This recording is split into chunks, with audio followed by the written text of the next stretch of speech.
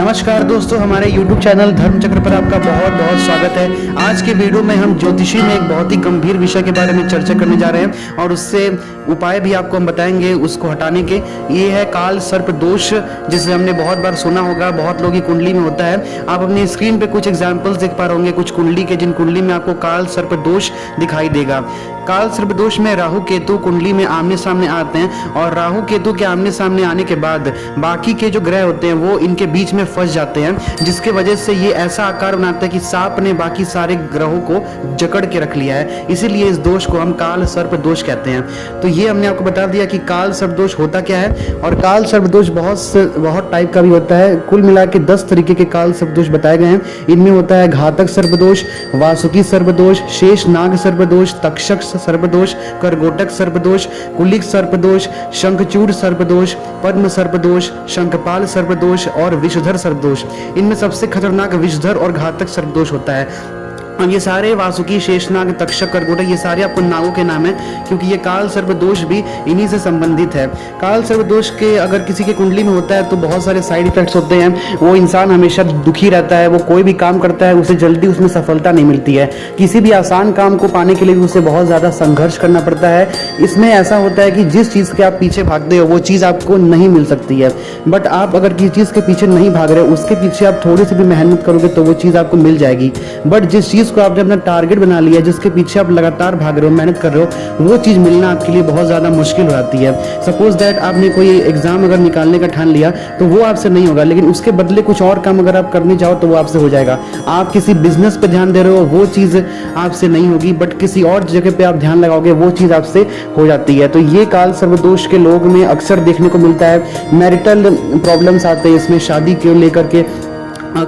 वो या तो जिस लड़के की कुंडली में काल सर्पदोष है वो लड़का शादी करना नहीं चाहेगा। कोई भी लड़की का रिश्ता आएगा तो मतलब उसे पसंद नहीं आएगा, या किसी न किसी बहाने से वो शादी नहीं करना चाहेगा।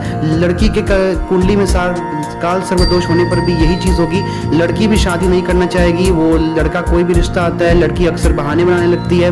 और अगर दोनों की शादी अगर हो भी जाती है, काल सर्पदोष के लड़के का या काल सर्पदोष वाली लड़की का, मतलब दोनों की अगर शादी भी हो जाती है, मतलब दोनों पति पत्नी में से किसी एक के कुंडली में भी अगर काल सर्पदोष रहता है, दोनों की कुंडली में हो तो तब तो दिक्कत रहेगी। या एक के कुंडली में भी अगर काल सर्पदोष होता है तो यहाँ पर उनका वैवाहिक जीवन सुखी नहीं हो पाता है। वो अपने वैवाहिक जीवन में वो सुख से रह नहीं पाते हैं और कई बार डिवोर्स भी हो जाता है शादी के कुछ साल होते होते।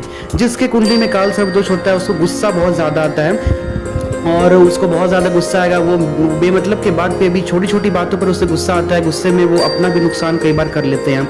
तो ये सारे काल सर्पदोष के नुकसान हैं जो काल सर्पदोष से पीड़ित लोगों में देखने के लिए मिलते हैं। कई बार तो इस काल सर्पदोष को कुंडली से हटाना बहुत ज़्यादा मुश्किल होता है। बट जैसे कई सारे हमारे धाम में मंदिर हैं, जैसे कि महाकालेश्वर है भगवान शिव का ज्योतिर्लिंग, और त्र्यंबकेश्वर महाराष्ट्र के नासिक जिले में त्र्यंबकेश्वर ज्योतिर्लिंग, इन दोनों मंदिरों में काल सर्पदोष की बहुत अच्छे से पूजा की जाती है, जहाँ पे दोष खत्म होते हैं। तो इन मंदिरों में आप पूजा करा सकते हैं। अगर आपके घर में किसी को या आपके किसी रिलेटिव को अगर काल सर्पदोष है तो आप ये ज़रूर उन्हें रिकमेंड कर सकते हैं। इसलिए उपाय के बारे में जान लेते हैं। जो काल सर्पदोष के उपाय हम घर बैठे बैठे हम कर सकते हैं। इसमें पहला उपाय आता है कि या तो ये उपाय आप हर सोमवार करें तो भी अच्छा है और हर दिन करें तो और अच्छा है। वैसे भी सावन भादों का महीना चल रहा है तो इस महीने बारिश भी होती है और भगवान शिव को इस समय आप क्या करें, दूध, मिश्री और भांग, 1 लोटे दूध में मिश्री और भांग दोनों मिला करके भगवान शिव को शिवलिंग पर अभिषेक करना है। इससे शिवलिंग पर ये जल चढ़ाना है, तो इससे आपको बहुत ज़्यादा लाभ होगा। शिवलिंग पर डायरेक्ट ये जल नहीं चढ़ाना है, पहले शिवलिंग के नीचे के सारे गोल गोल घुमा लें जल को, उसके बाद इसे शिवलिंग के ऊपर चढ़ाएं। अब इसके बाद आपको भगवान विष्णु की गरुड़ देव पर बैठे हुई, जैसा हम सब जानते हैं गरुड़ सांप का दुश्मन होता है, गरुड़ सांप को खाता है, बाज जिसे ईगल बोलते हैं, तो भगवान विष्णु का वो वाहन भी है गरुड़ देव। तो गरुड़ देव के ऊपर बैठे हुए आपको भगवान विष्णु का एक चित्र आप हो सके तो जो व्यक्ति काल सर्पदोष से पीड़ित है उसके कमरे में इस चित्र को आप जरूर लगाएं। इसके बाद मोर पंख भी आप लगा सकते हैं, जो जब आप सोए, जिससे व्यक्ति को काल सर्पदोष है तो वो व्यक्ति अगर सोता है तो वो अपनी सिरहानी पर मोर पंख लगा सकता है, या जिस तरफ वो अपना सर रख के सोता है उस दिशा के दीवार पर वो मोर पंख को जरूर लगाए, क्योंकि हम जानते हैं मोर और सर्प भी एक दूसरे के दुश्मन होते हैं। मोर भी सर्प को खाता है, तो ये आप लगा सकते हैं। जन्माष्टमी आने वाला है, भादों का महीना अब चालू होने वाला है, जन्माष्टमी का पर्व आएगा, तो इसमें आपको भगवान श्री कृष्ण की काले रंग की मूर्ति हो तो और अच्छी बात है। उनके आपको मोर पंख लगाना है और भगवान श्री कृष्ण की मोर मुकुट वाली मूर्ति आपको जन्माष्टमी के दिन ला करके उनकी पूजा करनी है, तो इससे भी आपको काल सर्प दोष में बहुत राहत मिलेगी। फिर इसके बाद गौमूत्र का भी उपाय काल सर्प दोष में बताते हैं। गौमूत्र का, जो व्यक्ति काल सर्प दोष से पीड़ित है उसके ऊपर गौमूत्र का छिड़काव करें और जब वो व्यक्ति नहाए तो वो थोड़ा सा गौमूत्र की 3-4 बूंदे भी उस पानी में डाल ले जिस पानी से उसे नहाना है, और उसके बाद उसे नहाए। इससे भी उसे काल सर्प दोष में राहत मिलती है। चांदी का आप अंगूठी अपने दाएं हाथ की कनिष्ठिका कानी उंगली में पहन सकते हैं, और वो चांदी की अंगूठी में आपका नाग बना होना चाहिए। चांदी के नाग वाली अंगूठी आप पहने तो इससे भी काल सर्प दोष में राहत मिलता है। गोमेद रत्न होता है, गोमेद रत्न को भी अपने बाएं हाथ की मध्यमा बीच वाली उंगली में पहनने से भी काल सर्प दोष में आपके ग्रह थोड़े कंट्रोल में रहते हैं।